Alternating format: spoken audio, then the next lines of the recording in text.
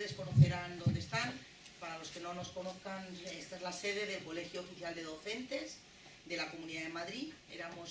Somos todavía, por supuesto, el Colegio Oficial de Doctores y Licenciados en Filosofía, Letras y Ciencias, pero hemos considerado que el nombre de Colegio Oficial de Docentes identificaba un poco mejor lo que hacíamos y para lo que habíamos sido creados y las actividades que realizábamos, y lo hemos puesto así como un segundo nombre, ¿no? Como hace un poco la Roja con la marca España y todo este tipo de cosas que están tan de moda. Bueno, yo estoy aquí para presentar brevemente a las personas que van a intervenir en la mesa. Lo primero, dar la bienvenida a Ana Roa, porque esta es su casa.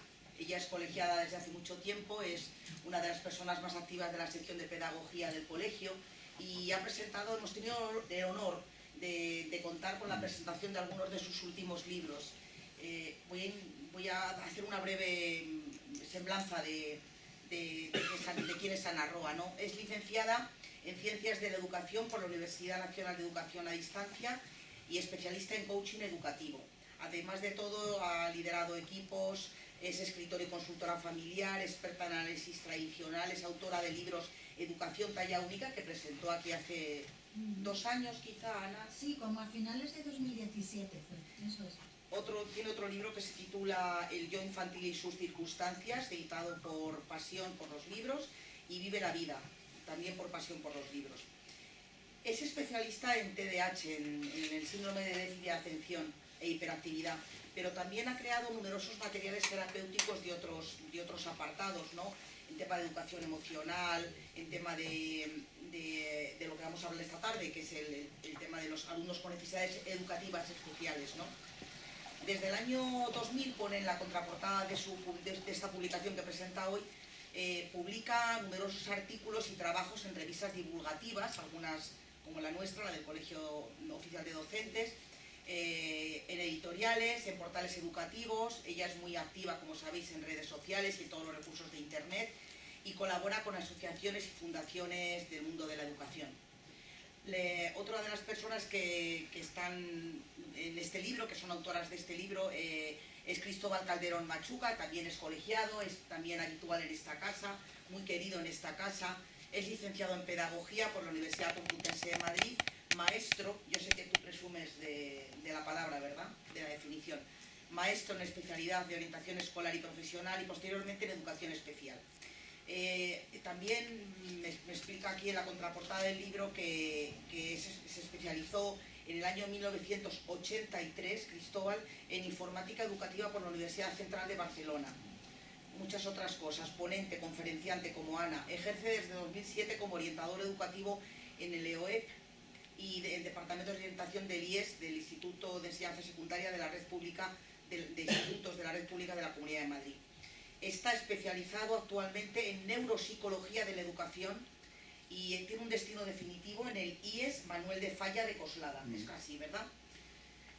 Como jefe de departamento de orientación. O sea, tenemos aquí dos pedagogos, yo diría que casi 3, ¿verdad, María Antonia? María Antonia Casanova, yo la conozco desde hace muchos años como inspectora de educación, reconocida ponente en numerosos foros, autora. Yo tengo aquí un resumen, pero se quedará corto. María Antonia, profesora en la Universidad Camilo José Cela y en el Centro Universitario Villanueva de la Complutense, directora de formación del Instituto Superior de Promoción Educativa de Madrid. Y explico que a lo largo de su carrera ha tenido cargos en la administración educativa, por supuesto, como subdirectora general de Educación Especial y Atención a la Diversidad en el Ministerio de Educación.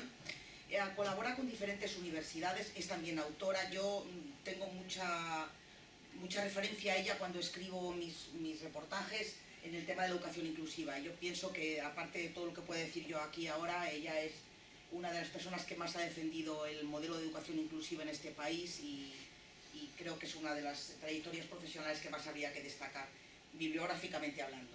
Dirige la colección Aula Abierta de la editorial La Muralla y entre sus publicaciones pueden destacarse La sociometría en el aula, Manual de evaluación educativa, Evaluación y calidad de centros educativos, Diseño curricular e innovación educativa, La evaluación de las competencias, otro libro muy importante, Pedagogía y didáctica en la lingüística española de los siglos XVI y XVII y Educación inclusiva en las aulas y educación actual, retos y propuestas, que creo que es el último libro.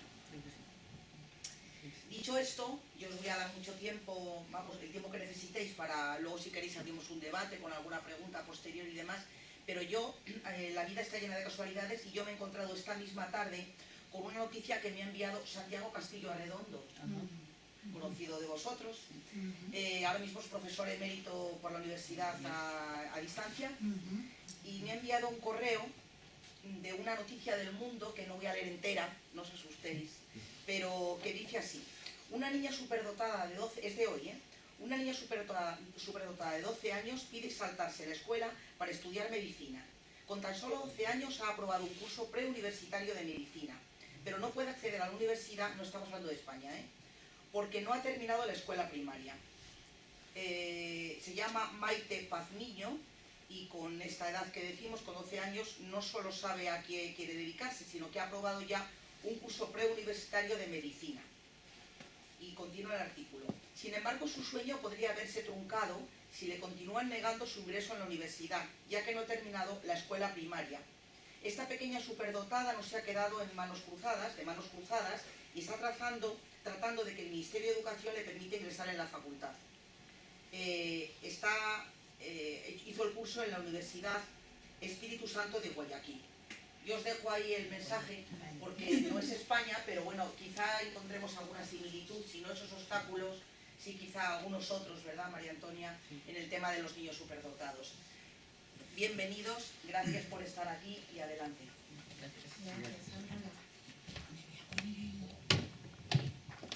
¿Me escucháis bien? Bueno, somos poquitos, o sea que tampoco hace falta.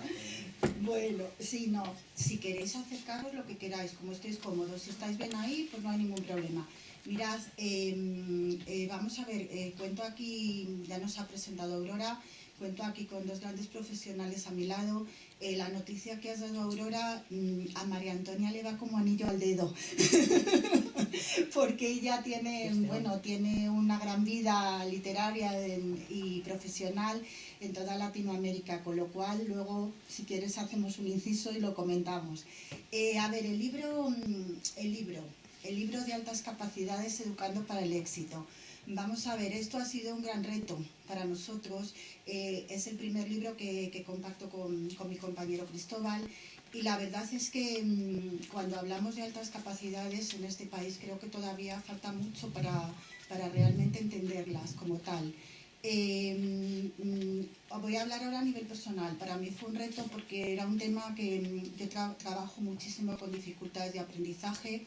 Tengo allí compañeras que os lo pueden atestiguar, pero con dificultades de aprendizaje, pero es que están las altas capacidades en el otro lado y casi a veces nos pensamos que las altas capacidades no hay que tratarlas porque no hay necesidades y porque saben todo y porque son perfectamente homogéneas a nivel físico, mental, intelectivo y son grandes prodigios, etcétera, etcétera.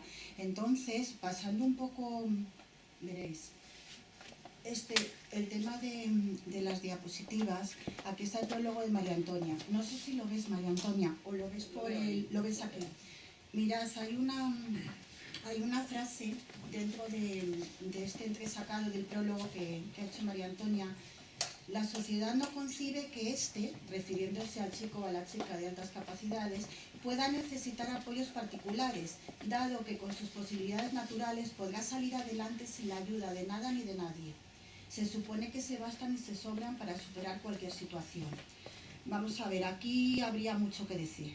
Habría mucho que decir porque realmente, lo que os comentaba, estamos en mitos, estamos en creencias que a veces no son las más adecuadas para de alguna manera ahondar en chicos o en chicas con altas capacidades. Y yo aquí sí que pediría, por llevar un poco esta presentación, pediría un poco la opinión de mis compañeros y lanzo la pregunta, aunque luego tendremos un turno para debatir, lanzo la pregunta a María Antonia y a Cristóbal para que me cuenten. Así un poco en plan, me voy a convertir en periodista. ¿Vosotros creéis que los chicos de altas capacidades o las chicas de altas capacidades alcanzan el rendimiento adecuado a nivel académico? Es una pregunta muy genérica, pero para ir aterrizando un poco. Sí, yo creo que pues, desgraciadamente, Cuando comenzamos con el programa de apoyo extracurricular en la Comunidad de Madrid, ahora hace justamente 20 años, este año cumple los 20 de funcionamiento, a los chavales los detectábamos por el llamado fracaso escolar, entre comillas, es decir, justamente Lo contrario.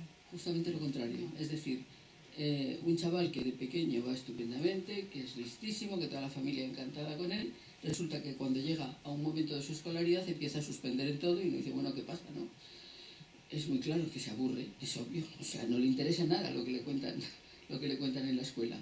Y entonces, igual te le cuelgan la etiqueta de TDAH, porque claro, es que, o sea, no puede estar un niño con la potencia que tienen a los 10, a los 12 años, a los 14, que va a ser un niño sentado 5 horas aburriéndose. Pues una de dos, o se mueve y entonces es hiperactivo, o se dedica a sus cosas y se descuelga absolutamente de lo que son los aprendizajes escolares, con lo cual suspende.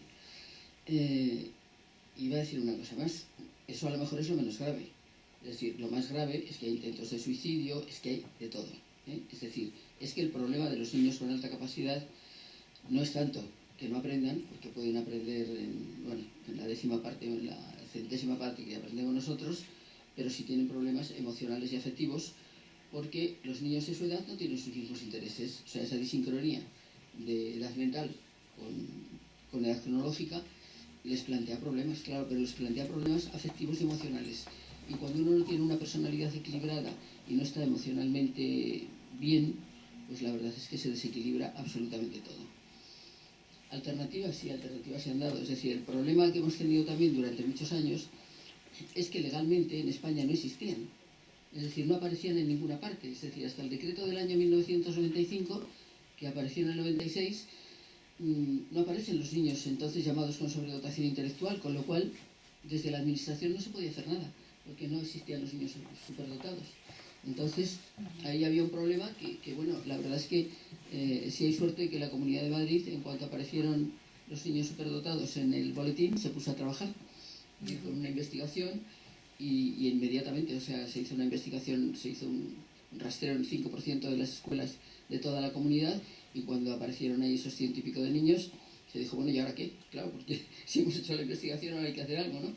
Entonces empezó con el programa este de enriquecimiento extracurricular, justamente, pues además en cuanto Madrid asumió las competencias. En 1999-2000, ahí justamente empezó a funcionar el programa de enriquecimiento. Bueno, dejo que te pregunte, sí, que te conteste Cristóbal. Luego seguimos.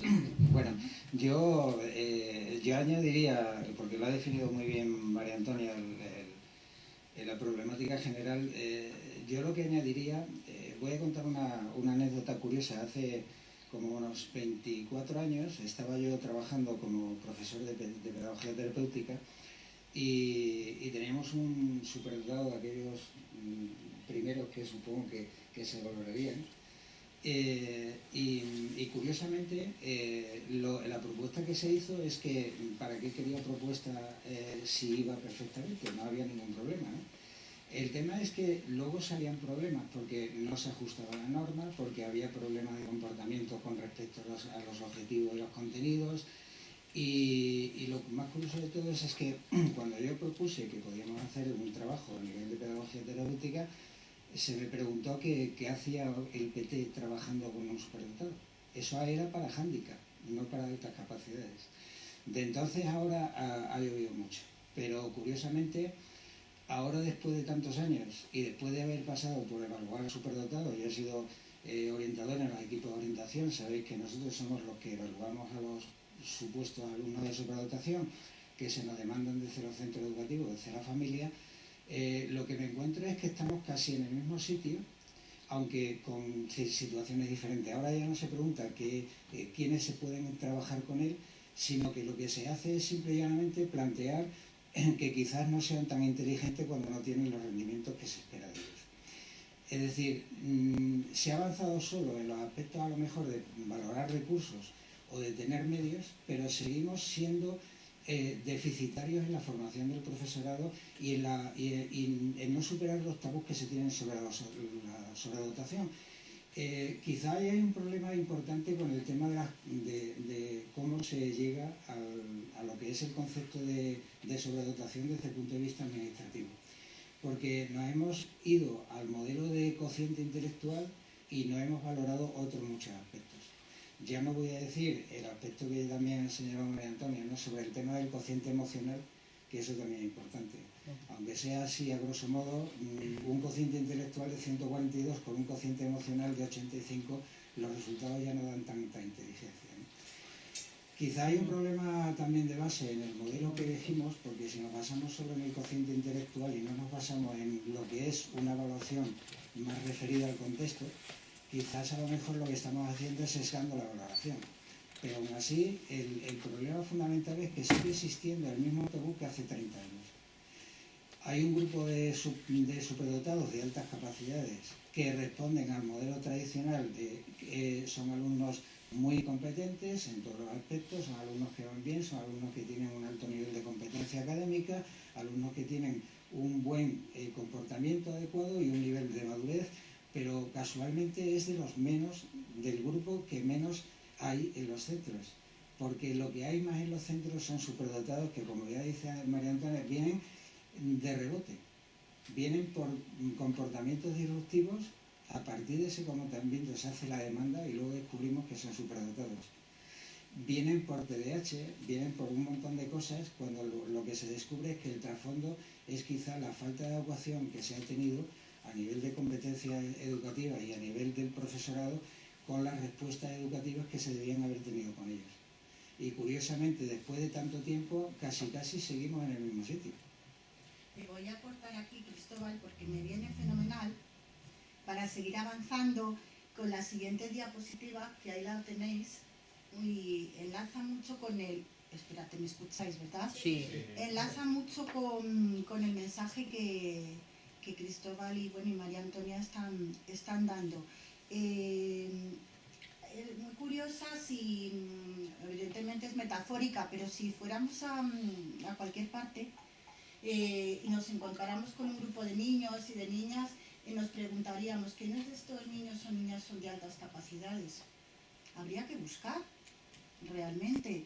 ¿Por qué? Porque muchas veces nos basamos en clichés, nos basamos pues en estereotipos, y hay veces que como cuando lo veáis luego en el libro y cuando podáis leerlo, etcétera, etcétera, en el capítulo de diagnóstico todo esto lo vamos desmontando y desgranando poquito a poco, para que veamos que realmente los niños son diferentes. Como muy bien decía en mi anterior libro, cada niño es de una manera, la educación no tiene una talla única, entonces hay que rebuscar, no podemos descartar, no podemos de alguna manera basarnos en lo que consideramos como, evidentemente, altas capacidades, características del grupo, de altas capacidades como estereotipo, por supuesto que sí, pero independientemente de eso hay que ver a la persona, hay que ver al niño en totalidad, que es a lo que nos referíamos en esta diapositiva.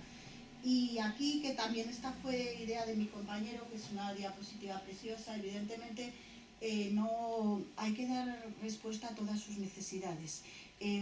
Lo ha avanzado María Antonia, y después lo ha corroborado Cristóbal. Tenemos que tener en cuenta la parte emocional, el cociente emocional, la emoción.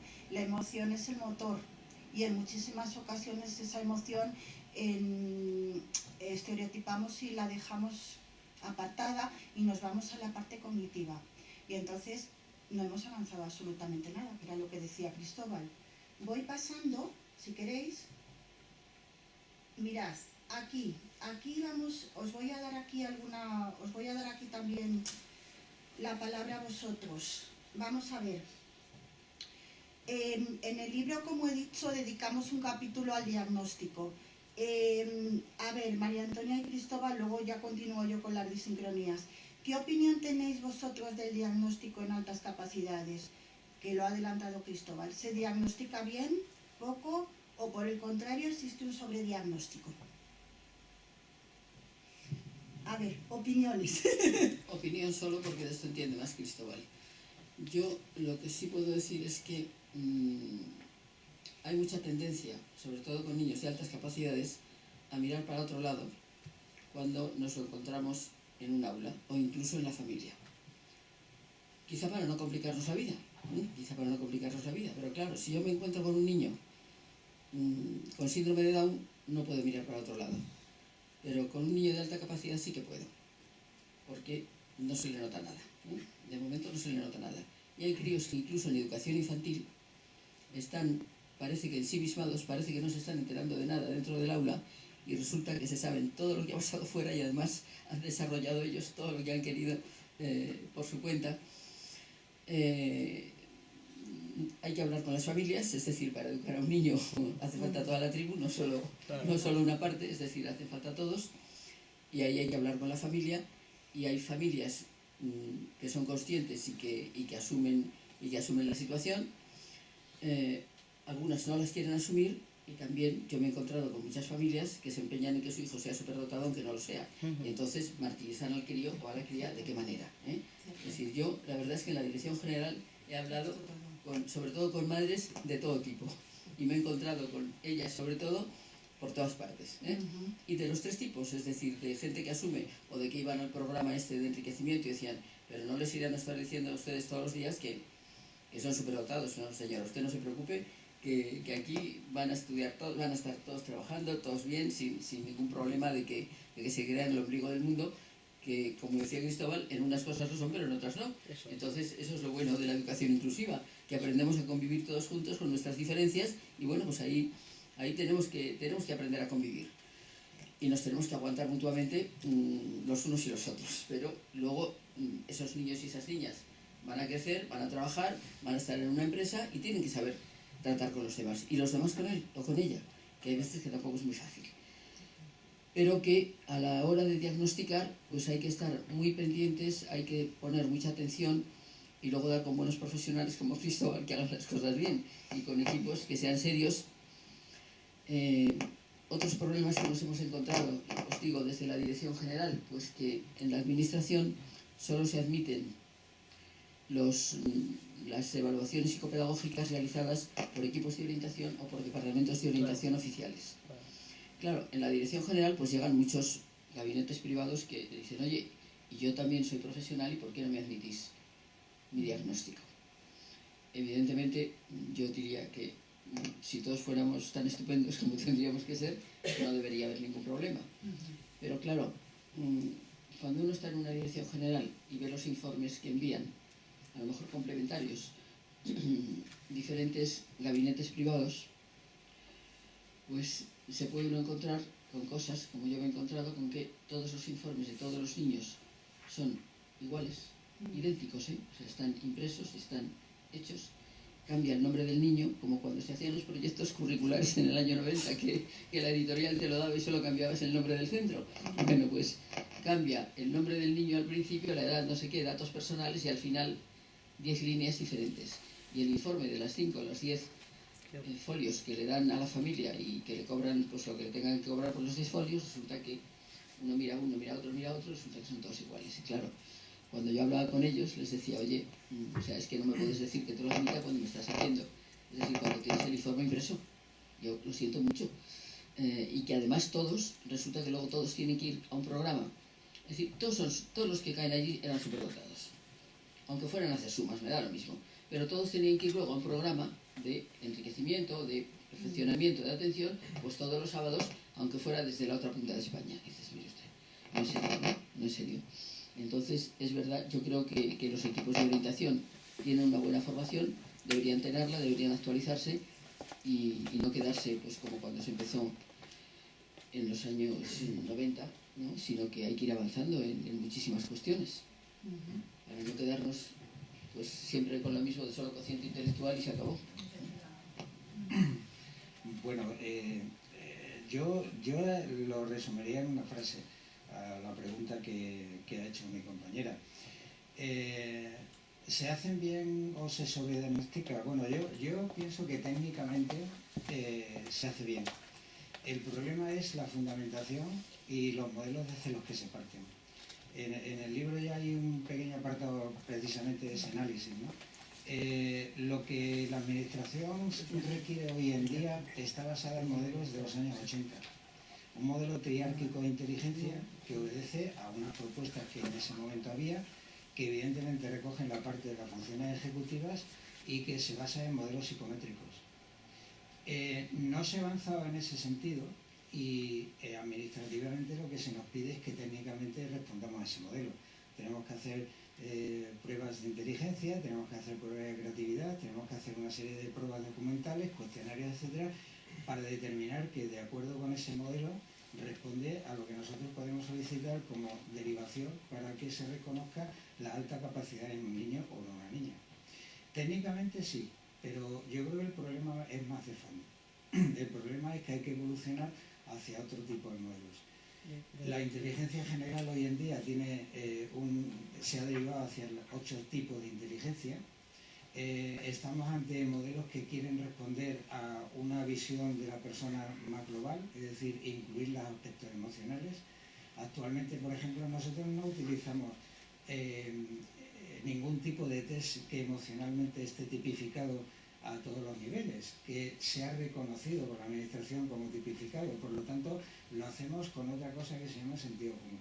Entonces, el problema aquí es que estamos ante modelos que no responden a las necesidades hoy en día y los diagnósticos no han podido evolucionar hacia lo que hoy en día de alguna manera se postula en las fundamentaciones pedagógicas y que se presupone responderían a un modelo mucho más avanzado para dar una respuesta educativa adecuada. Entonces nos encontramos quizás con que deberíamos ir avanzando y yo en ese sentido creo que también la administración debería ir avanzando en ese sentido, porque es verdad que podemos formarnos, que podemos tener una mejor fundamentación, pero también, lo digo desde el punto de vista que me corresponde, cuando tengo que hacer una prueba de superdotación, que se nos permitan utilizar otros mecanismos para poder dar una respuesta adaptativa mucho más avanzada, ¿no? Mucho más con lo moderno, mucho más con la educación de un siglo XXI. No sirve para nada el hecho de que se determine un CI porque faltan un montón de competencias, un montón de habilidades y luego no se puede esperar que todo sea perfecto. Hace falta otros modelos. Y cuando los técnicos damos unas orientaciones, no vamos a dar solamente las orientaciones en el ámbito de las funciones ejecutivas cuando ese alumno lo que necesita o ese alumno es un trabajo emocional, que también lo necesita, como todo lo demás, evidentemente, pero quizás las circunstancias vayan más en ese orden que en otras cosas. Necesitamos un cambio de modelo. Yo creo que en ese sentido sí que hay un debate para cambiar un poco el modelo y permitir que la sobredotación se realice de otra manera. Sí, Iba a complementar lo que tú estás diciendo. Yo siempre, sobre todo trabajando en evaluación, suelo decir que aunque haya unas cosas que sean obligatorias por parte de la administración, eso no quiere decir que esté prohibido hacer todo lo demás.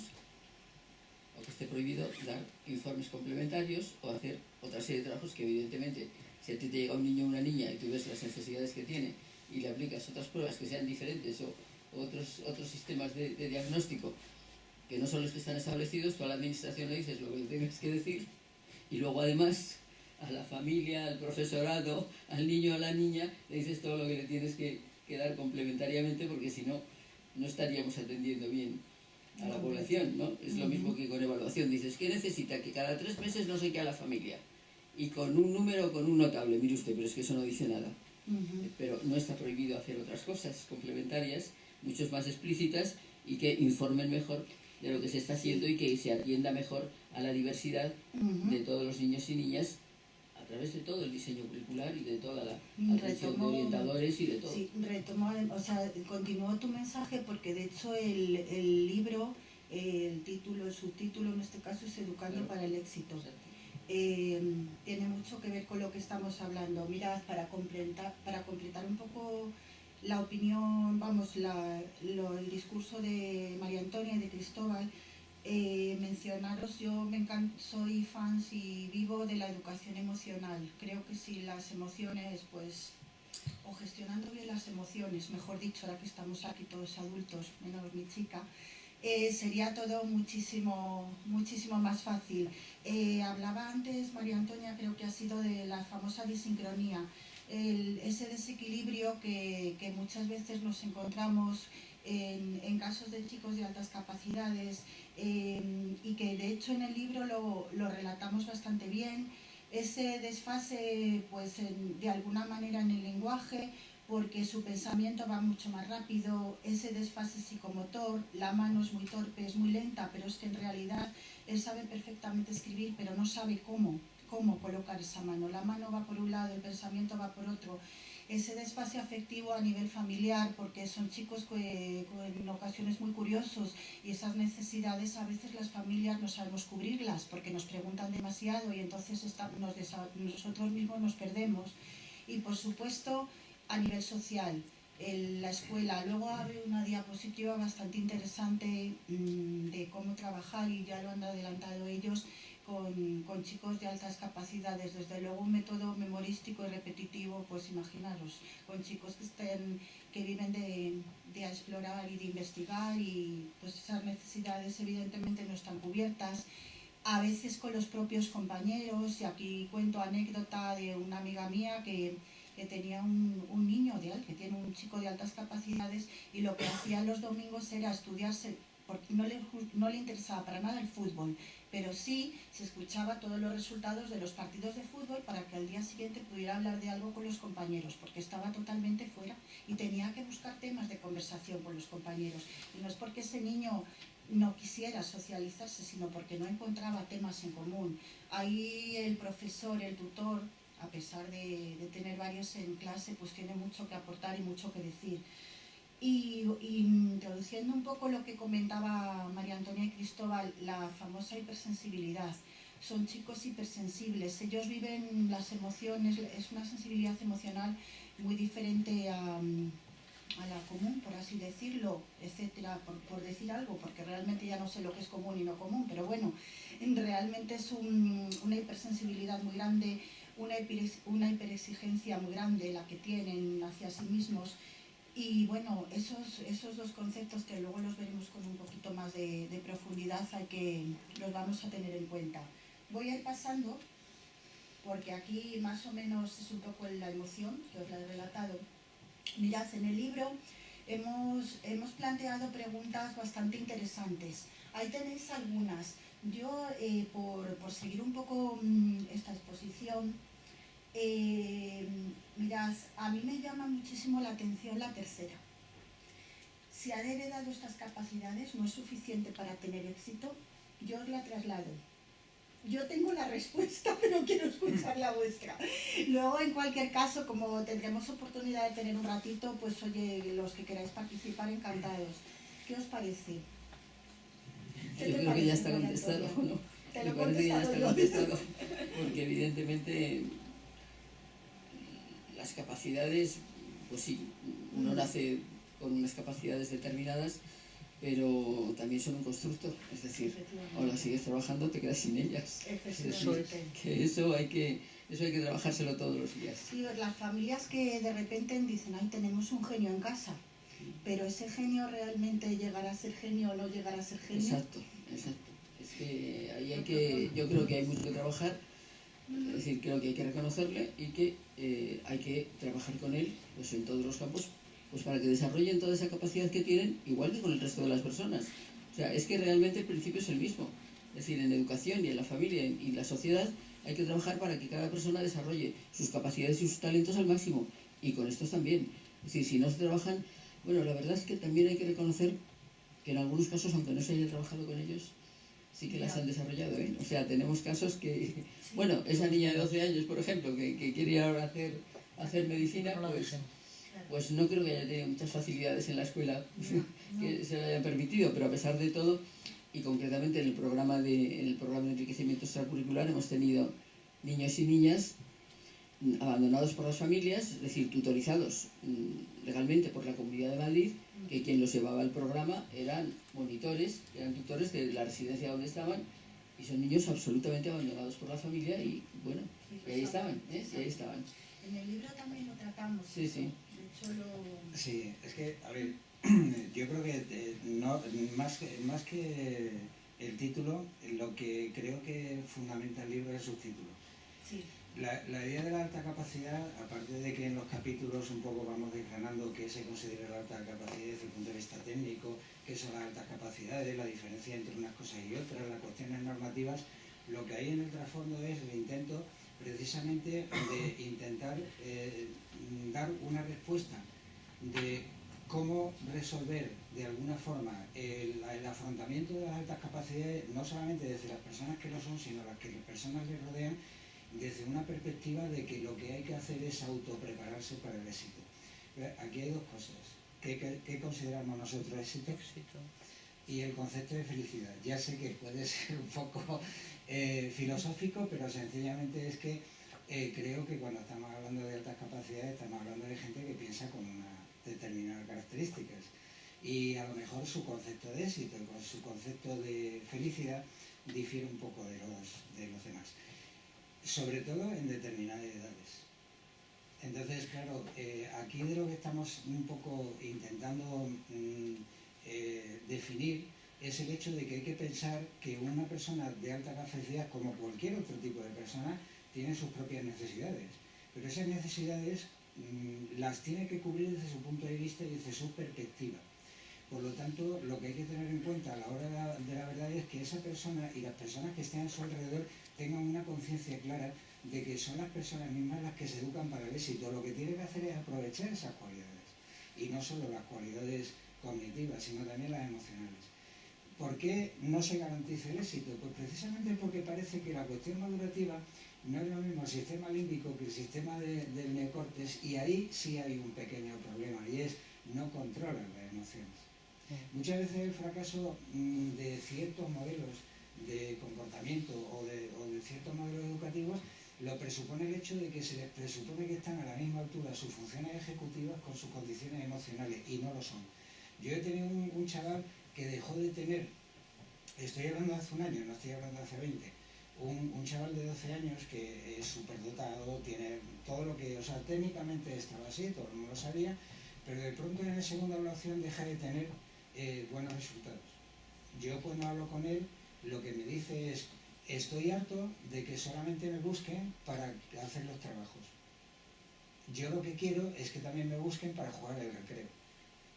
Es decir, él empezó a darse cuenta de que había una diferencia entre la situación de las habilidades sociales que él necesitaba y la cuestión de lo que los otros esperaban de él. Él era el de alta capacidad, le buscamos para cuando lo necesitemos. Para otras cosas, que es quizás lo que sí necesitaba él, para otras cosas ya estamos hablando de otro tema. Y ahí es donde está el tema, porque muchas veces el problema está en que no tienen las habilidades sociales para poder determinar eso y empiezan a tener otros conceptos de lo que es el éxito. Cuando ves a un alumno que está en la clase con los demás y que cuando sale se va teniendo, en un primero o un segundo de la ESO, se va a juntar en el recreo con gente de bachillerato, claro, para él pueden ser sus amigos, para los de bachillerato no son sus amigos precisamente, pero es que él no busca a sus iguales. Entonces, esos conflictos emocionales muchas veces son los que determinan el factor de éxito, y son más de los que parecen, porque están todos los días, yo lo veo todos los días. La persona que os digo ha tenido verdaderos problemas de relación porque él buscaba otra cosa, no lo encontraba y no entendía cómo es que los otros no le admitían eso. Entonces, no se puede. Además que creo que hay una cosa evidente, ¿no? Se sale con un continente, pero luego hay que llenarlo de contenidos.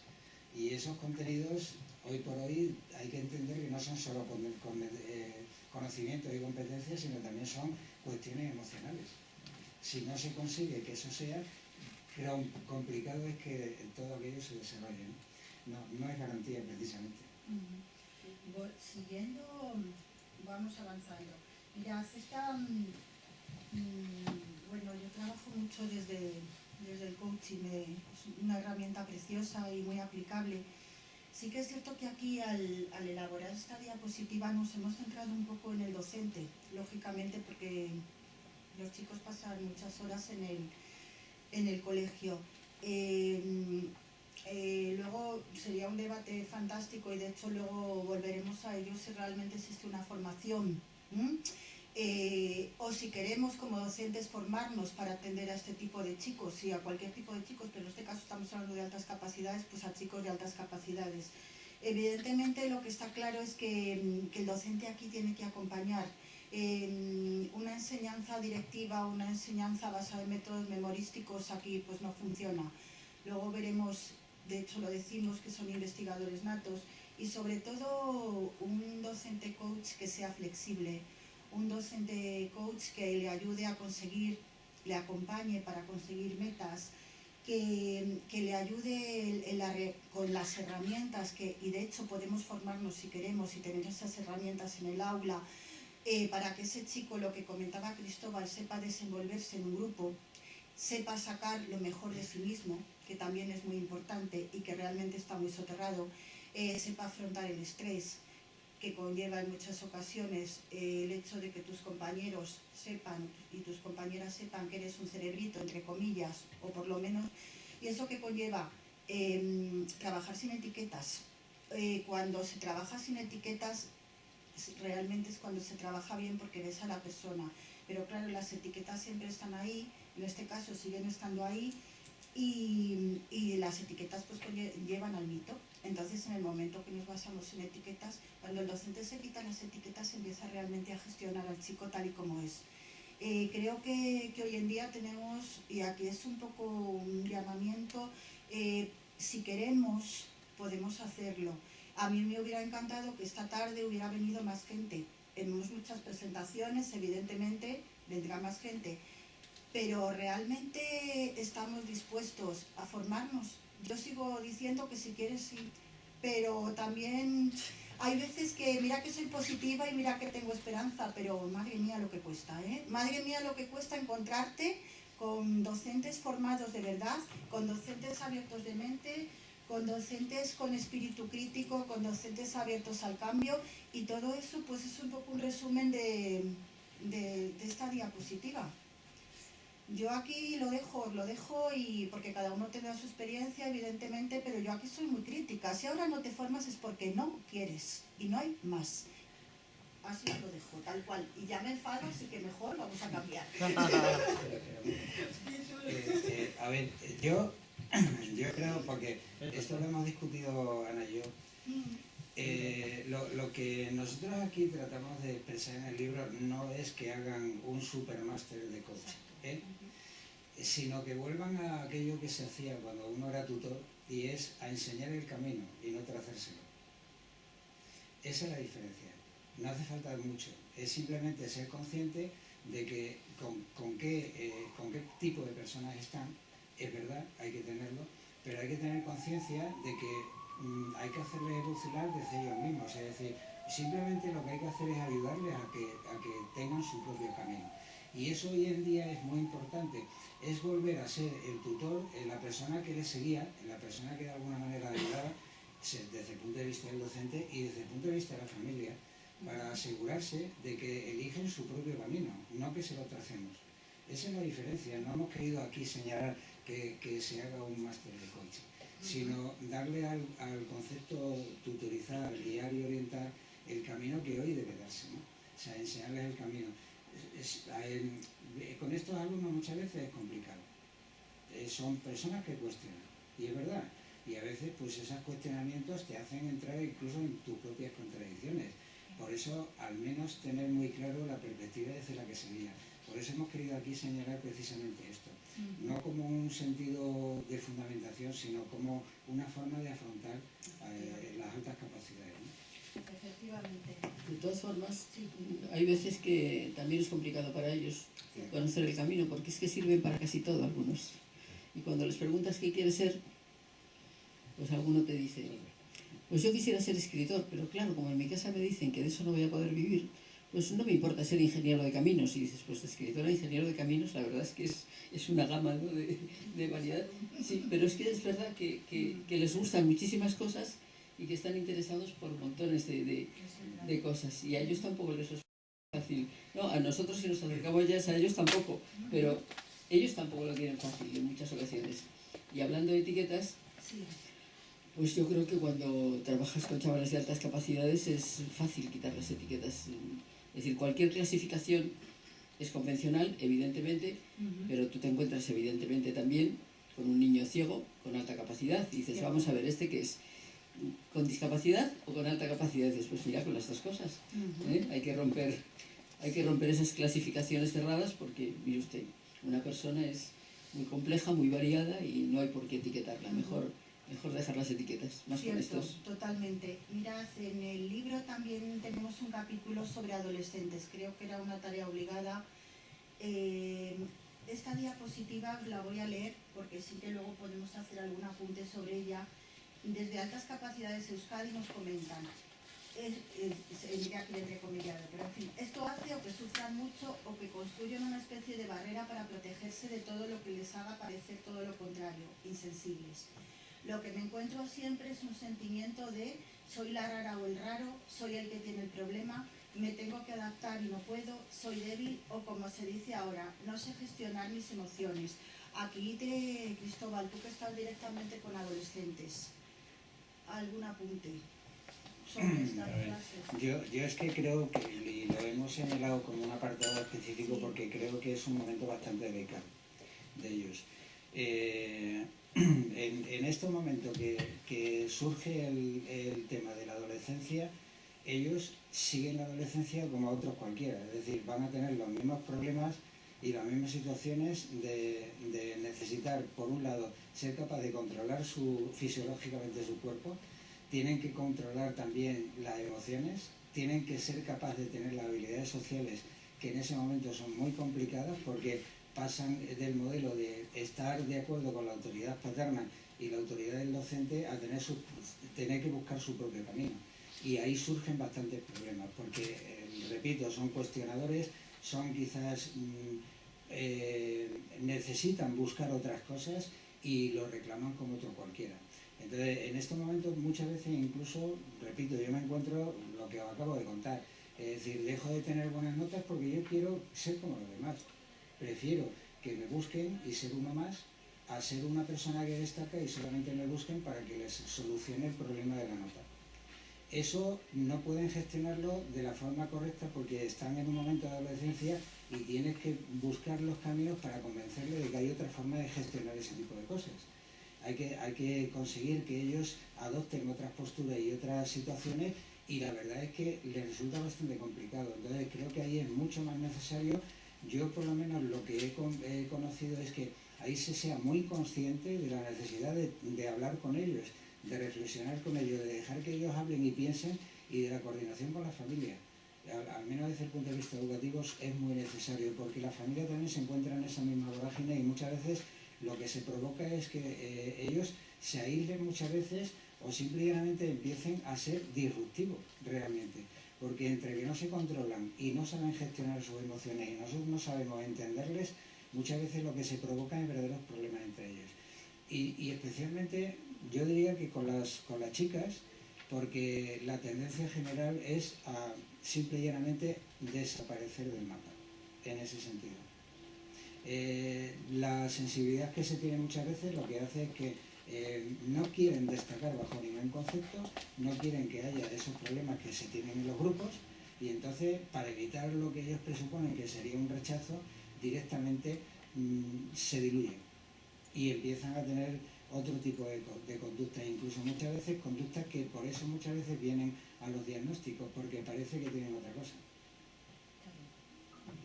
Si me dejáis dos anécdotas, yo tenía apuntado aquí lo de las chicas, que todavía no había salido porque es verdad que no quieren aparecer de ninguna manera, porque no quieren ser la rara ni la diferente en el grupo, evidentemente, sobre todo en estas edades.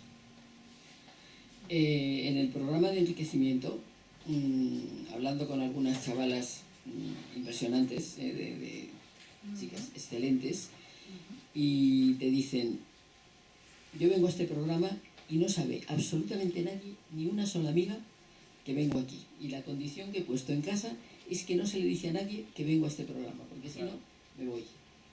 Es decir, no sabía nadie que iba al programa. Chicas espléndidas. Y luego también dentro de las familias pues hay distintas posturas. Un chaval, un niño de 9 años, bueno, sabía muchísimas cosas, diagnosticado ya como alta capacidad, como de alta capacidad intelectual, que sabía montones de cosas. Y entonces le preguntan, un día su maestro le pregunta, ¿y a ti quién te enseña todas estas cosas? Y el muchacho dice, mi hermana. Su hermana tenía 6 años y le estaba enseñando a él de todo, pero la niña estaba desaparecida, ¿eh? O sea, ni quería que nos acercáramos para nada. Claro, en el momento en que dijo mi hermana, todo el mundo se fue a la hermana a ver qué pasaba. Bueno, pues la chavala excepcional absolutamente. Pero con las chicas, o sea, las chicas son perfectamente capaces de contestarte mal un test para no aparecer como superdotadas. Claro, saben cómo hacerlo perfectamente, ¿eh? Pero eso no pasa solo, yo creo que no pasa solo cuando son estudiantes, sino que a lo largo de la vida también hay muchas mujeres empresarias, que recuerdo algunos reportajes que ha habido, que dicen, bueno, a mí que me dejen trabajar a mi aire, que yo lo hago bien, pero que me dejen en paz, que yo voy mejor a mi aire. Sí, o sea, evitando problemas, evitando acosos, evitando toda una serie de problemáticas que no queremos entrar en ellas. Claro, y lo que quizás no sepáis es que a veces, una vez que se descubre esa alta capacidad, son las propias familias las que no quieren que se diga, que no se le dé alta en el sistema, ¿eh? Sí, la famosa maldición de la mente, como se suele decir, ¿cierto? Mirad, por continuar, el uso de la investigación, que lo hemos comentado, cómo son investigadores natos, cómo realmente los retos y la motivación interna, porque sí que es cierto que ellos, la motivación aquí es mucho más interna que en otras ocasiones. Ellos se tienen que ver capaces y tienen que sentirse capaces y demás. Aquí tenemos un tema que sí quisiera que me ayudarais un poquito. El tema famoso de la tecnología. ¿Qué representa el hecho de poder usar ahora mismo, poder acceder a esa información de la forma que se accede para los chicos de altas capacidades? Cristóbal, tú que eres más especialista. Eres experto. A ver, yo creo que hay una cosa muy clara, ¿no? La tecnología permite muchos avances, pero la tecnología hay que utilizarla adecuadamente. Entonces, yo creo que en ese sentido no es un problema o no es una cuestión solamente de las personas de altas capacidades. Creo que es una cuestión de cómo se ve y se usa las tecnologías en los centros educativos para que sea verdaderamente una tecnología que tenga un resultado. Porque la tecnología multiplica exponencialmente las posibilidades, eso es evidente. Es decir, ellos son capaces de ir más rápido, pues evidentemente hay más datos. Y evidentemente hay mejor análisis y evidentemente habrá mejores resultados. Lo que pasa es que tampoco le va a servir a un chaval tener tantos resultados y luego tiene la frustración de que luego a la hora de exponer los resultados eso no es valorado. O simple y llanamente tiene una capacidad y una potencialidad muy importante, pero no le piden que la haga.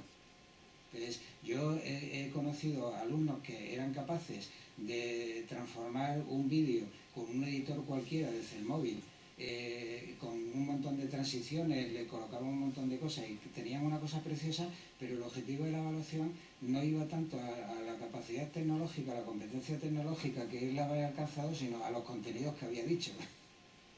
Por lo tanto, ahí lo que hacía el sistema es desmotivarle, porque él hacía una cosa preciosa, técnicamente complicada, pero lo que se había valorado en la puntuación, en la calificación, era lo que había expresado en el contenido, no el contexto ni la competencia técnica que había utilizado. Entonces, creo que ahí no es tanto los problemas suyos, sino los problemas del propio sistema a la hora de evaluar.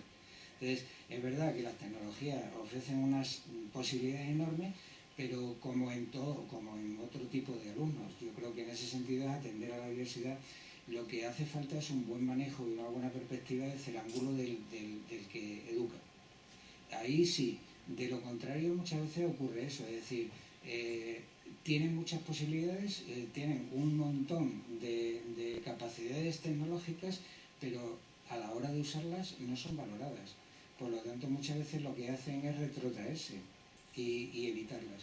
No te pueden venir de su casa habiendo hecho un trabajo tremendo para que le digas simplemente, sí, está muy bien, sí, pones esto, sí, bien. No, está bien expresado. Pues muy bien, y ya nos hemos quedado. Mira qué vídeo más bonito, ¿sabes? No, hombre, no.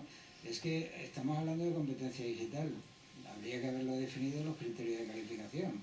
Y habría que decir, mira, esto va así, y que todos lo hicieran, es verdad. Pero claro, él va por delante o simplemente va diferente. Entonces, ¿qué ocurre?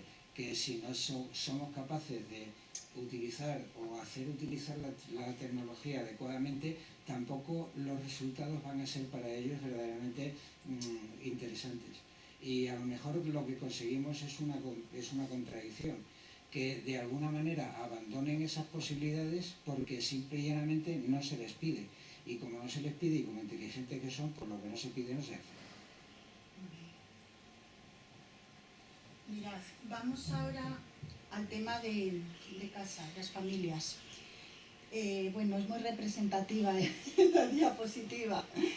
Mirad, vamos a ver, tenemos un genio en casa, evidentemente las potencialidades, como hemos comentado antes, hay que trabajarlas. Y de hecho, fijaros, un comentario en la presentación que tuvimos hace unas semanas en Coslada, sí, un papá nos comentó que él exponía que su hijo pues iba, me parece que decía que iba a su programa de enriquecimiento los sábados o algo así, y que bueno, como que no sabía que podía hacer más o más. Vamos a ver, yo ahora me pongo, empatizo o entro en la piel o intento entrar en la piel de una familia o de unos padres que tengan un chico o una chica de alta capacidad. Yo trabajo muchísimo con familias. Siempre cuando por la norma, el chico o la chica se salen de la norma por un lado o por otro, por poner la norma, porque nos marca de alguna manera, yo recomiendo que haya una información y luego formación de las familias. Vamos a ver, no es como ha comentado Cristóbal, que hagan un máster perfectamente de altas capacidades, etcétera, etcétera, pero sí que conozcan cómo es su hijo, qué características tiene su hijo y sobre todo, cuando tienen esa inquietud de ¿y qué más podemos hacer?, a ver hasta dónde quieres llegar tú con tu hijo. Ahí eso exige una reflexión un poquito más profunda. Evidentemente, siempre que tengas esa inquietud de qué más puedo hacer, aparte de llevarle a un programa de enriquecimiento, es porque realmente esa inquietud está ahí, no está resuelta. Porque sabes que quizá tu hijo pues, necesitaría X estimulaciones, que era lo que decía antes María Antonia. No nos podemos quedar en el cliché, sino seguir. Más o menos eso lo comentamos bastante en el libro y hay un testimonio muy bonito que sí que os puede gustar de una madre que lo relata. Como experta en escuelas de familias, que ya llevo unas cuantas, ahí están mis compañeras que lo pueden corroborar, sí que diría que los padres, y ahora como madre, tenemos que convertirnos de alguna manera en expertos y conocer a nuestros hijos. No simplemente decir que tenemos un genio y ya está, porque con eso no vamos a ninguna parte. Esa es mi opinión a nivel de familias. Si queréis hacer algún aporte vosotros o algún... Vuelvo a decir lo que hemos comentado siempre al principio. Serán de alta capacidad, serán genios, pero lo que son es personas. Entonces, lo que hay que buscar, yo creo que es su felicidad. Ese es el planteamiento. Y simplemente tener en cuenta que su felicidad no tiene por qué corresponder con la nuestra, ¿no? Solamente hay una cosa que es importante, ¿no? Aunque sea con las familias, el tener una característica determinada en un alumno, sea el que sea, no solo de alta capacidad, creo que es importante para eliminar falsas expectativas, para que realmente se llegue a una cuestión educativa coordinada, que la familia y el centro tengan un sistema de relación. Y al menos que establezcan por lo menos unos principios de trabajo con ellos, de coordinación, para que de alguna manera sea fluida y no sea contradictoria. Eso es muy importante. Lo mismo en cualquier otro tipo de atención a la diversidad, pero en estos casos creo que, por ejemplo, el solucionar muchas veces los dilemas que pueden tener las familias ante las decisiones de orientación, ante determinado tipo de situaciones, porque ellos como cualquiera puede ser que un profesor le guste más o menos. No están exentos de eso. Y entonces eso implica una habilidad emocional. Cuando un profesor le dice, vale ya, sí, ya lo sé, pero es que eso no toca. Entramos en una serie de situaciones, ¿no? Entonces creo que eso es importante porque a la hora de la verdad, familia y escuela deben estar unidas en ese sentido, ¿no? Ahora os voy a poner en un aprieto a los dos. Vamos a ver, mirad, en la escuela, bueno, volver a incidir sobre el tema de la formación del docente, etcétera, etcétera, pues sería un poco reiterativo. Pero sí me gustaría, por vuestra experiencia, y aquí ya os lo dejo más a vosotros, sobre los famosos métodos que existen, el famoso enriquecimiento, la famosa aceleración. ¿Qué opinión tenéis? Por ejemplo, la famosa aceleración, que aquí tiene sus pros, sus contras. Yo creo que cualquier método puede tener su pro y su contra en función de cómo sea el niño, como estaba diciendo Cristóbal. Yo creo que la aceleración de forma generalizada no funciona, ¿no? Es decir, hay que ver a cada niño y a cada niña individualmente. Y también hay que ver el colegio donde está, porque también hay que ver a qué grupo va a pasar el niño y cómo va a ser aceptado. Entonces es verdad que por normativa puede acelerar 1 año o 2, es decir, un niño de 6 años en vez de pasar al grupo de 7 puede pasar al de 8, de 8 al de 10. Puede empezar la primaria a los 5 años, en cuyo caso solo quedaría otro añito más para avanzar, para saltarse a algún grupo, pero aparte de lo académico, que lo suelen tener conseguido, hay que estudiar muy a fondo si ese niño emocionalmente va a estar bien, va a estar mejor con personas más maduras que él, con personas un poco mayores que él. En algunos casos ha ido muy bien la aceleración, pero a otros no. Entonces lo que hay que hacer es procurar ese enriquecimiento curricular, pero con los niños de su edad, que se mantenga en su grupo y que esté socialmente integrado y que se desarrolle efectivamente bien. De todas maneras, en esa normativa, si no ha cambiado, pues aunque se realice la aceleración y aunque pase al otro curso, durante los 3 primeros meses se puede cambiar la decisión y que vuelva otra vez al grupo anterior si se ve que no encaja bien. Es decir, hay que estudiar tanto al niño como el grupo a donde va y saber si va a encajar bien o no va a encajar bien. De forma generalizada no, hay que decir que no. Y los programas de enriquecimiento extracurricular yo creo que les han ido muy bien prácticamente a la mayoría, ¿no? Prácticamente a todos. Pero no solo a ellos, sino también a las familias. Porque es que, bueno, al menos como aquí en Madrid, pues cuando los llevan por la mañana no se vuelven a su casa para luego venir a recogerlos porque son grandes las distancias, las familias se suelen quedar en el centro. Con lo cual se les resuelven montones de problemas porque cuestiones que ellas creían que solo les pasaban a ellas resulta que les pasan a todas. Entonces hablan entre ellas. Bueno, la verdad es que al principio cuando detectamos eso, pues ya les organizamos charlas, venían expertos, les hablaban, es decir, se aprovechan esos tiempos también para, como tú decías, formar a las familias, porque es fundamental. Pero es verdad que pues es muy difícil que en una clase de 6 años haya más de un niño con alta capacidad y suele estar solo, entonces no tiene otro niño de su edad con sus mismos intereses. ¿Para qué es bueno el programa de enriquecimiento extracurricular? Porque ahí se juntan todos niños de 6 años, de 7 años, de 8 años, es decir, encuentran compañeros de su misma edad con esos mismos intereses, pueden charlar. También tienen posibilidad de trabajar con los mayores porque hay diferentes momentos a lo largo de la mañana donde los grupos no tienen por qué ser por edad, como es en el sistema habitual, ¿no? Entonces, defendiendo la educación inclusiva, para que todos sepan convivir con todos y con todas, sí hay que favorecer que en determinados momentos ellos puedan encontrar niños y niñas de su misma edad con sus mismos intereses y tengan esos amigos. La verdad yo creo que emocionalmente les ha ido muy bien, con lo cual, iba a decir una maldad, aunque en la escuela no les hagan mucho caso, ellos ya van más tranquilos toda la semana a la escuela, a su escuela habitual, porque sabe que luego tiene un espacio y tiene unos amigos y tiene unas familias donde sí está atendido, sí se encuentra atendido. Entonces, como que se tranquiliza y dice, bueno, pues aquí voy a hacer lo que pueda, pero yo sé que tengo cubiertas las espaldas, ¿no? Entonces, la aceleración y el enriquecimiento extracurricular, pues hay que verlo en función de cada niño. Ahora yo diría que desde luego el programa de enriquecimiento, yo no conozco ningún caso en el que haya ido mal. Más bien, niños que han llegado con muchos problemas y cuando han pasado años y las familias, la madre iba allí y decía, hay que ver cómo llegaba el niño cuando vino la primera vez y cómo está ahora, que ahora da gusto, que no sé qué, yo qué sé. Han tenido cambios espectaculares, espectaculares. Y al tener el cambio espectacular a nivel emocional también lo tiene en rendimiento escolar, o sea que es que eso va unido. Por supuesto. Cristóbal, ¿y tú? ¿Algún apunte? A ver, yo lo que sí observo es que, bueno, primero yo coincido con María Antonia. Creo que el problema de acelerar al alumno no es tanto en cuestión de las competencias que él pueda alcanzar o los contenidos que pueda tener. Creo que el peso específico es si él va a sentirse adaptado allá donde vaya.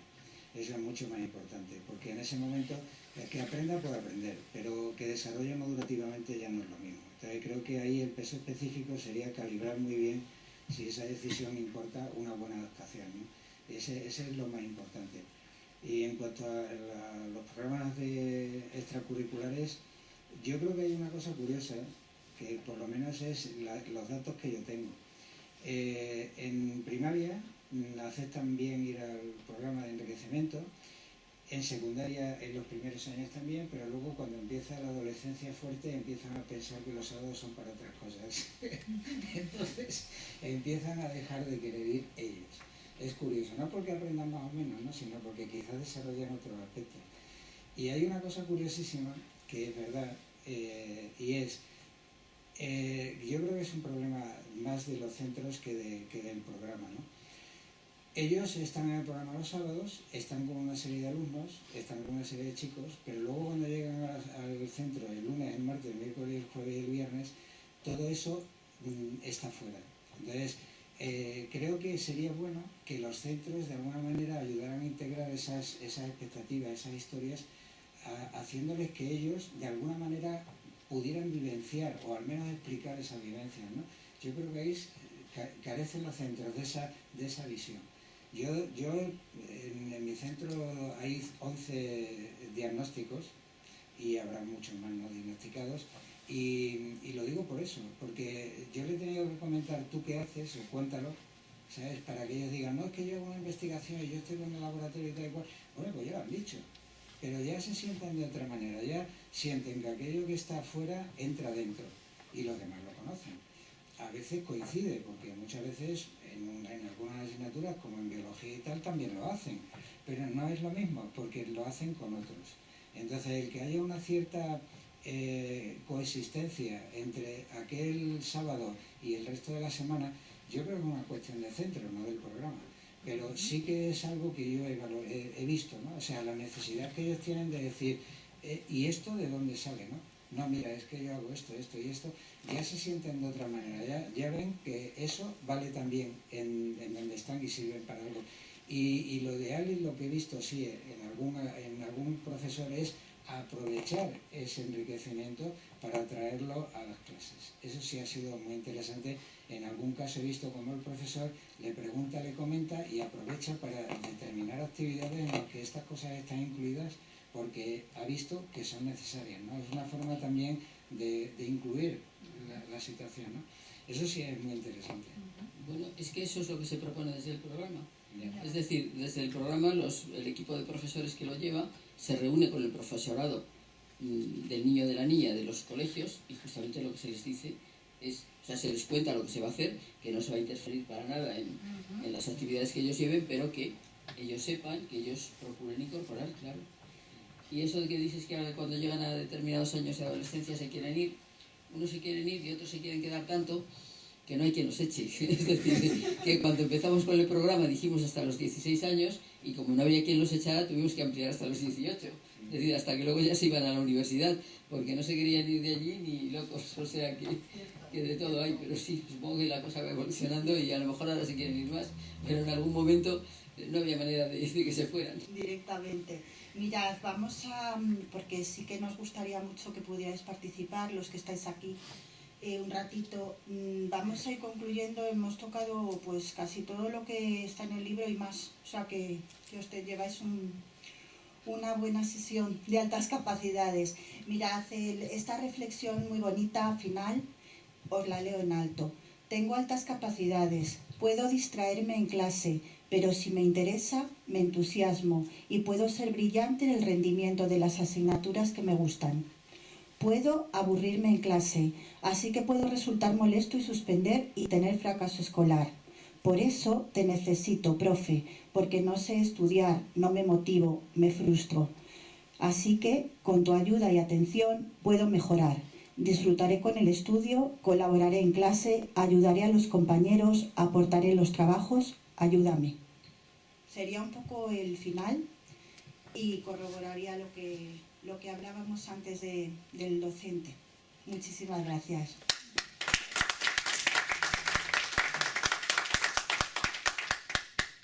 Quedamos abiertos a vuestras preguntas o a vuestros comentarios, vuestras reflexiones, lo que se os ocurra, alguna inquietud por ahí que ha quedado suelta.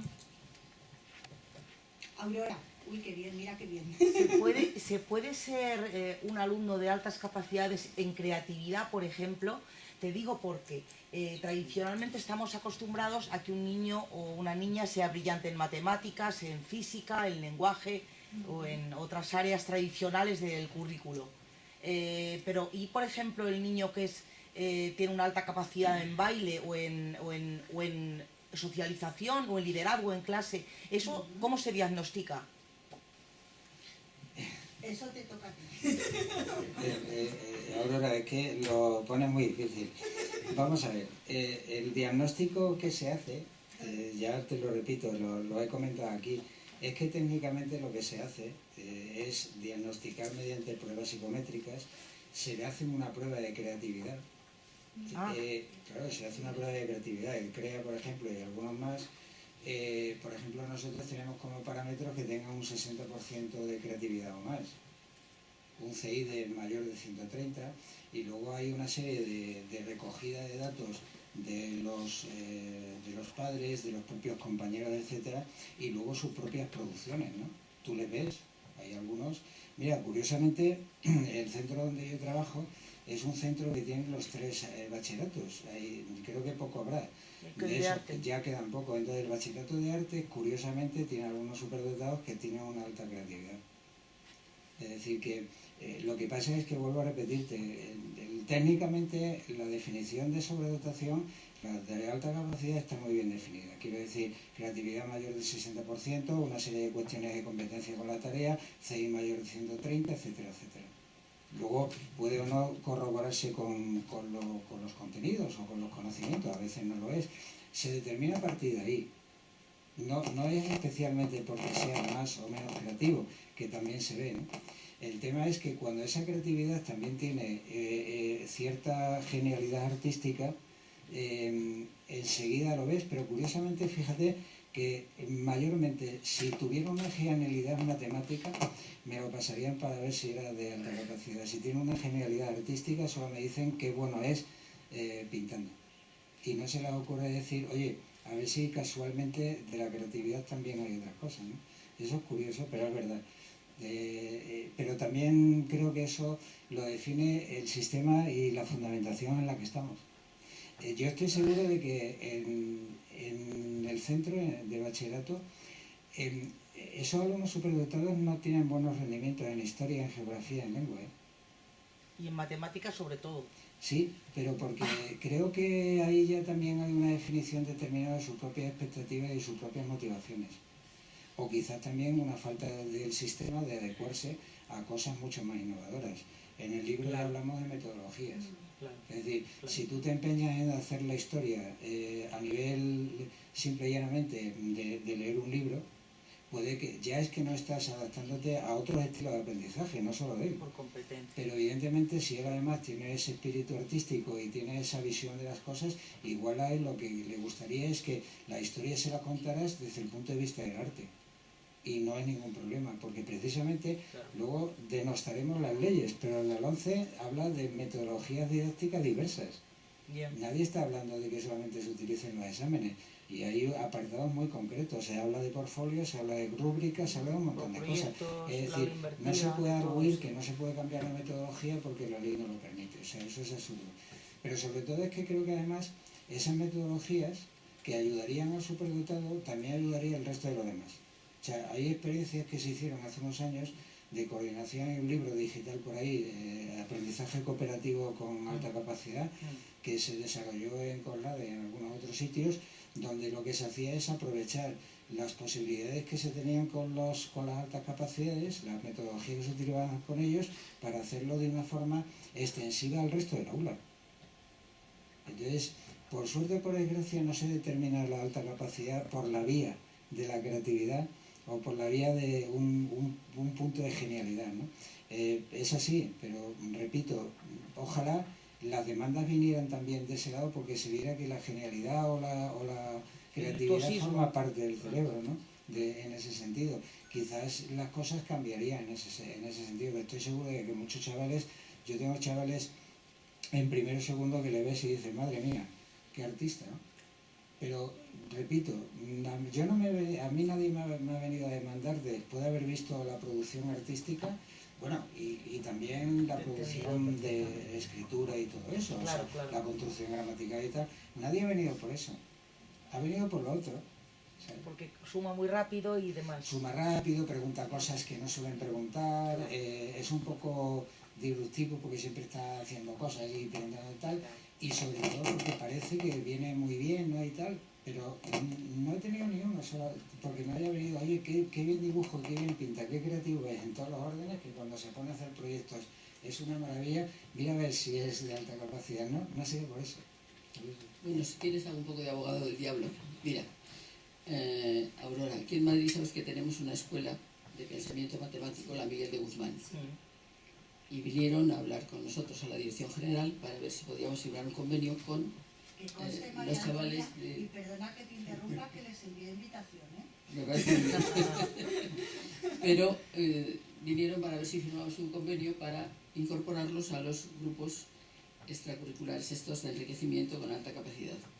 Y cuando lo estábamos planteando y les planteamos pues lo que os está diciendo Cristóbal toda la tarde, cociente intelectual superior a 130, nos dijeron pues no podemos, porque la mayoría de los nuestros no tienen ese cociente intelectual. Es decir, también hay que distinguir un poco entre lo que es inteligencia general y lo que es talento. Claro, claro. Es decir, que yo tengo una familia de músicos en Salamanca que a los 2 años, pero es que, quiero decir, que es toda la familia, ¿no? Escuchando música desde que han nacido. Entonces, con una buena inteligencia, sin necesidad de superar el 130, y escuchando música toda la vida, pues Antonio, que es profesor ahora de aquí, de uno de los conservatorios de Madrid, a los 2 años estaba con la boca abierta, escuchando pues la misa de coronación de Mozart. Es decir, y claro que salen todos músicos, claro.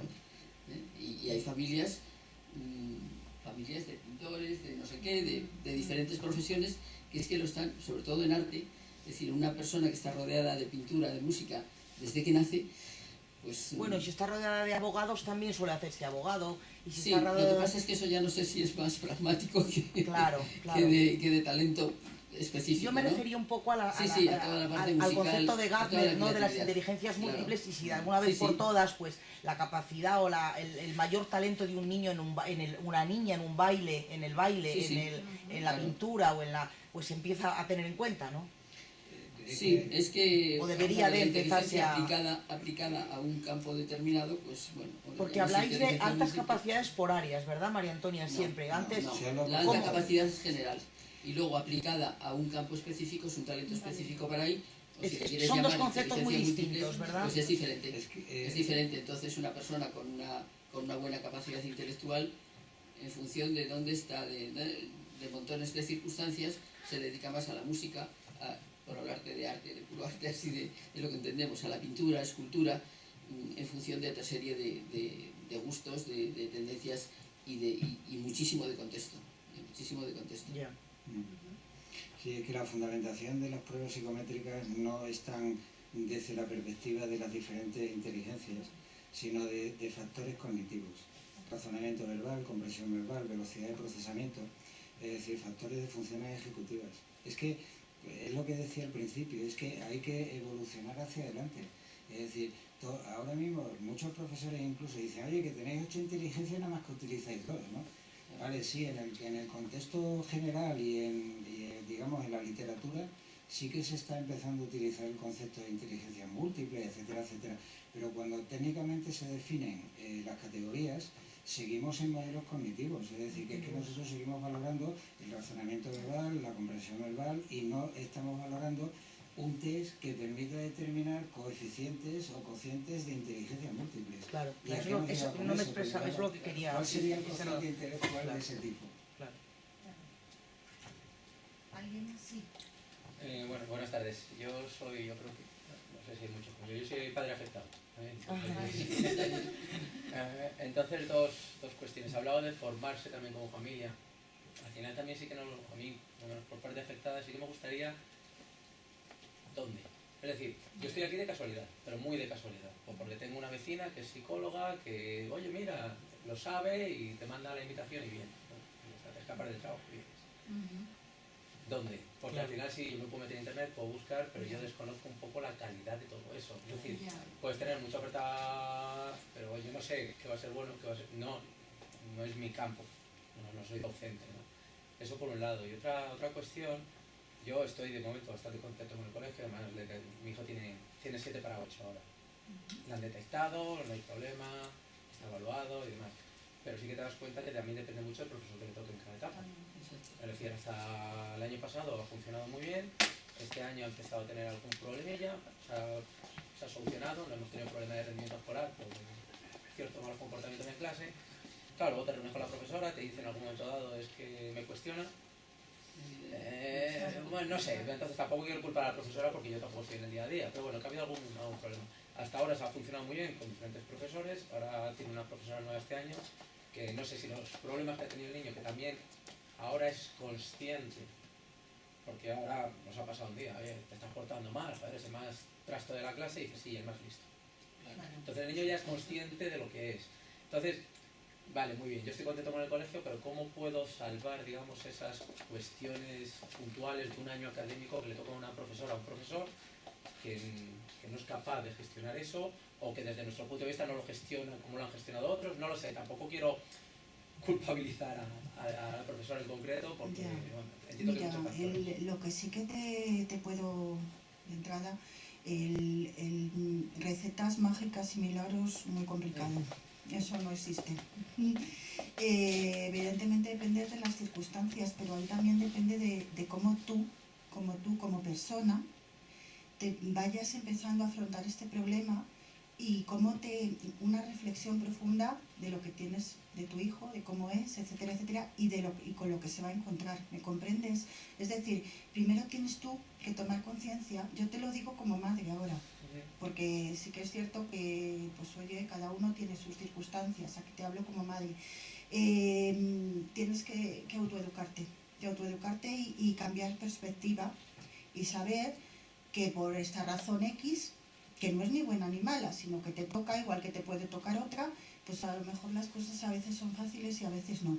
A partir de ahí, empezar a hablar con tu hijo. ¿Me comprendes? Es pronto, es pequeñito todavía, pero evidentemente ya te está dando señales de que a lo mejor se encuentra con cosas que le gustan, a lo mejor no, a lo mejor desafía. Esperanza en los profesores, puf, madre mía, yo no sé qué decirte, puf, es que eso ya es otro tema aparte.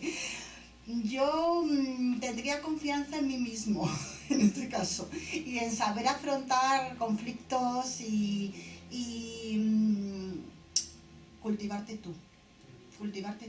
Fíjate lo que te digo. Pero ahí está la otra parte, esa formación, esa información, ¿dónde? Aquí te voy a pasar a ellos. Yo te hablo porque a nivel de familias trabajo mucho con la persona, no solamente con el padre y la madre, sino con la persona en sí, que es padre y madre, porque le ha tocado eso, con un niño X, etcétera, etcétera. Que por X razones no estamos ni en el lado de al lado, sino que se empieza a salir. Ya empezamos con los problemas, porque en este santo país seguimos igual, que era lo que decían ellos. Seguimos pensando como X. Entonces ahí te toca coger mucha fuerza y desarrollar mucha fortaleza, tanto a ti como a la madre. Primero, porque sí que es cierto que con lo que te vayas a encontrar te puede ir bien o no te puede ir tan bien. Piénsalo, autorreflexión. Te voy a pasar con ellos para el tema de formación. A ver cómo se lo encauzas. Yo quiero decir una cosa. ¿Puedo decir una cosa? Sí. Vamos a ver, yo soy docente y yo te diría una cosa muy importante, es que hables con la docente, con la persona que está con tu hijo, para ayudarle a entender cómo es tu hijo, ¿vale? Y explicarle pues, que el cuestionarle no la está cuestionando a ella, está cuestionando el sistema. Esa persona a lo mejor le cuesta entender que tu hijo la cuestione, porque un docente, hay veces que el que te cuestionen te cuesta aceptarlo. Pero si tú le explicas que tu hijo es el proceso, que además es un proceso normal en un niño con altas capacidades el que cuestiona el profesorado, eso el profesorado tiene que entenderlo y a lo mejor lo puede hacer a través de ti. Eso particularmente me parece muy complicado, es decir, yo ir a cuestionar el trabajo de un profesor... No, explicarle al profesor, a ver, ¿cómo es eso? Ya digo que yo con el colegio estoy contento, en el sentido que lo han identificado, lo tienen un servicio de orientación, hemos hablado con la psicóloga, lo tienen más o menos, y el niño se porta, que son problemas muy puntuales y muy menores, de las cosas que habéis comentado no estamos ni mucho menos. Pero claro, yo hablo con la profesora, claro, me cuenta estas cosas, porque yo me entero que la cuestiona porque me lo cuenta la profesora, no porque yo sepa que lo cuestiona. El decirle, ella ya sabe que mi hijo tiene o ha sido diagnosticado con otras capacidades. Ya lo sabe, entonces mi hijo es así y es una cuestión cognitiva, porque el tema emocional de momento lo controlamos más o menos bien. Vale, ¿cómo le explico yo a una profesora? Si es que ya lo sabe, ¿cómo le explico yo? ¿O cómo voy más allá? Yo lo veo muy complicado. Yo le puedo decir, no, es que te va a cuestionar. Es que entiendo que ya como docente, si tiene un niño de estas capacidades, debe ser consciente de que el niño le va a cuestionar. No creo que sea yo como padre el que tiene que... Si me permitís, yo te lo digo desde la perspectiva de la persona que está en el departamento de orientación y que está con el profesorado. No sé si has dicho que le han diagnosticado, le han mirado el psicólogo, etcétera. Yo creo que debe haber una coordinación de estos tipos de planteamientos, porque si le han diagnosticado habrán hecho una orientación de cómo enfocar la enseñanza que tiene, etcétera. No sé si en el centro donde estás tienen un departamento de orientación o tienen un centro. Yo creo que aquí hay una cosa evidente, y es que a veces tendrá que haber una coordinación entre el departamento de orientación y el profesorado.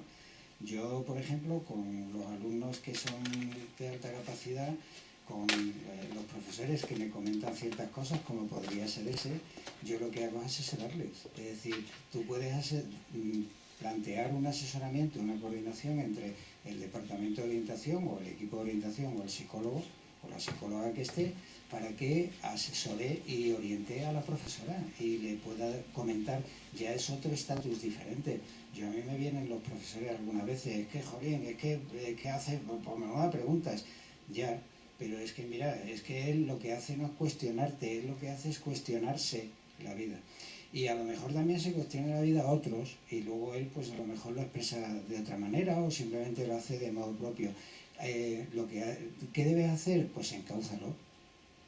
No le cuestiones, pero quiere decir, ya no eres tú, soy yo, es decir, él es el orientador, es la persona que está ahí encargada precisamente de que las relaciones de atención a la diversidad mejoren con esas cosas.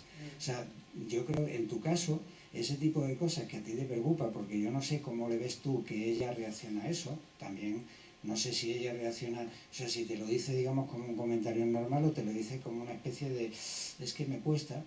Ya tendrías que plantearte el hecho de precisamente intentar hacer que el departamento de orientación y el profesorado en este caso haya un cierto asesoramiento. No hay ningún problema, es que las estructuras organizativas están para eso. O sea, que no sé en qué centro estarás, pero quiero decir que las estructuras están creadas.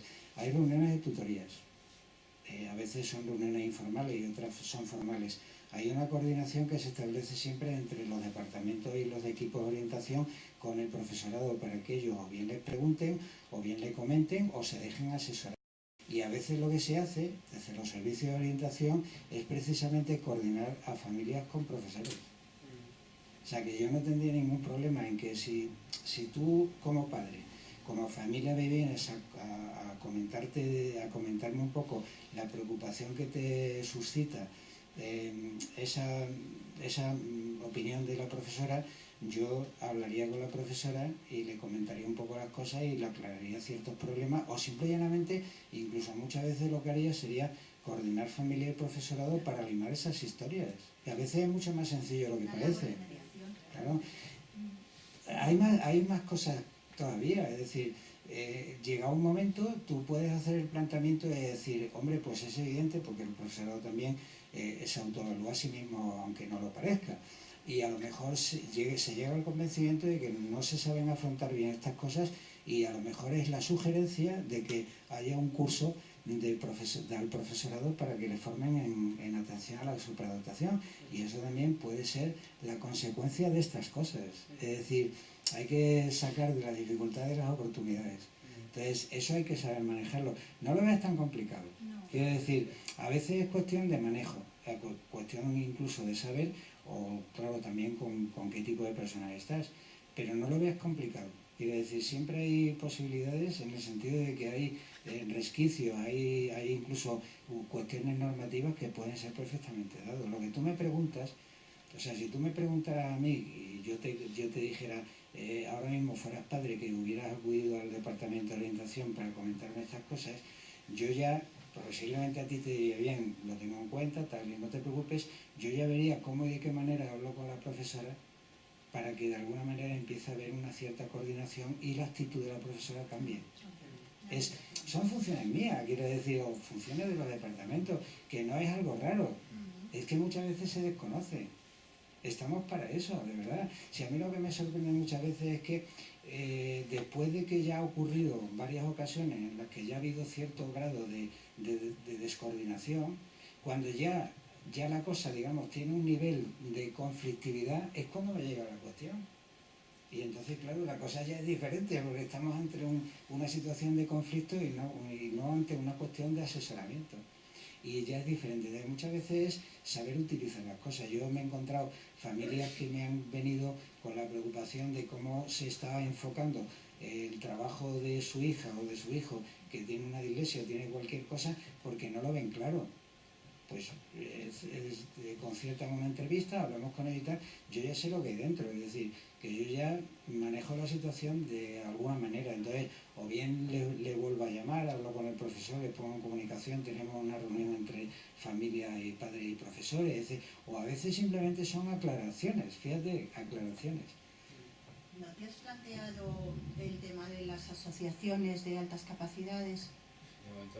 De momento estás ahí, en un estado, ¿no? Vale, pues nada, más que nada por la autoformación vuestra, ¿sabes? Porque, hombre, ahora si estás en una etapa pues más o menos de... Pero bueno, saber que están ahí, que pueden aportar muchos talleres que te ayudan mucho, que te abren perspectiva, que te ayudan a conectar con tu hijo mucho, ¿sabes? Que también es un tema de conexión con nuestros hijos. Mira, las palabras lo dicen todo. Me acabas de decir, la frase me parece que has dicho, sí, pasa esto, pero es que yo soy listo, ¿no? Claro. Sí. Claro, te lo digo. Eres el más trasto y su contestación Bueno, y el más listo. Eso fue su claro, contestación.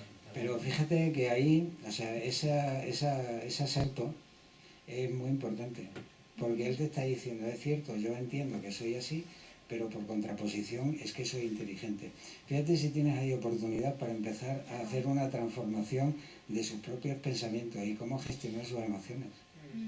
Por eso es importante el tema de la autoformación, es decir, porque a veces el enfoque es, quizá eso no te lo diría otro tipo de niños, pero te lo está diciendo una persona que está consciente de eso, es muy consciente de que él antepone lo que sabe y lo que tiene ante lo que, digamos, de alguna manera le critican.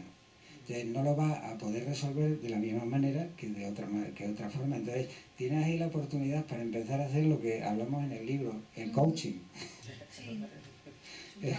Y más importante de lo que crees, porque no en otros tipos de alumnos y con otros tipos de circunstancias, quizás las respuestas pues no son, quizás no es porque no sean importantes, pero quizás no sean tan profundas a nivel de actitudes, ¿no? Y con ellos sí lo es. Es que cuando, o sea, si te dice ¿por qué no has hecho este trabajo? Hombre, porque para repetir una cosa que ya había hecho el año pasado, ¿para qué lo voy a hacer? Ahí hay un problema de habilidad social. Y hay una cuestión, y no te está diciendo que no lo hagas, te está diciendo porque su razonamiento lógico es que no va a hacer un trabajo el doble, y eso es un razonamiento perfectamente lógico. Muy bien, está muy bien, pero es que hay que analizar el contexto y hay que madurar por otro lado, ¿no? Entonces, en ese sentido, yo creo que es aprovechar las situaciones, no creas que no se puede. Por eso es importante la autoformación en ese sentido, no solamente la formación del profesorado, porque dar respuesta a los niños en ese sentido, en todos estos cuestionamientos, las conductas, todo eso, bueno, pues se requiere un poquito de coaching. Ahí está. En cualquier caso, oye, nosotros estamos aquí, quédate con nuestras referencias y para lo que necesites estamos para ayudar. Que lo sepas, eso es el objetivo principal. O sea, ¿quién más quiere participar? ¿Alguna preguntita más? ¿Alguna reflexión? Ya, calladitos, están muy calladitos. Como queráis. Si no, lo cerramos aquí. Si Bueno, no, pues, nada, muchísimas gracias. gracias por haber estado y por vuestra ayuda, por vuestro apoyo y por vuestra receptividad. Muchas gracias.